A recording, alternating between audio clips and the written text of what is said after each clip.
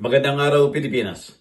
Patuloy na nanatili ang banta ng baha at pagkalat ng yelo para sa milyon-milyon sa buong baybayin ng California habang ang isa pang round of moisture ay nagtutulak sa loob ng karagatang Pasipiko pagkatapos na basagin ng mga bagyo noong Lunes ang mga talaan ng araw-araw na pagulan.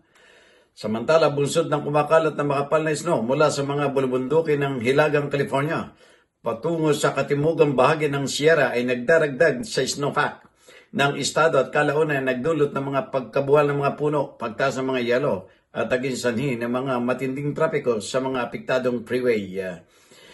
Iniulat ang pagbaha ng Lunes sa mga bahagi ng California pagkatapos bumagsak ang ilang pulgadang pagulan sa Los Angeles Basin at umabot sa 3 to 5 na pulgadang ulan ang bumagsak sa coastal range sa hilaga ng Bay Area.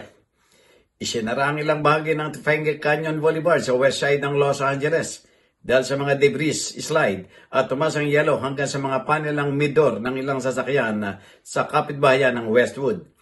Isinasailalim din ng Los Angeles sa isang severe thunderstorm warning sa ikalimang pagkakataon sa nakalipas na 2 taon. Habang sinusulat ang balitang ito, ay patuloy pa rin ang pagbuhos ng ulan sa iba't ibang bahagi ng California.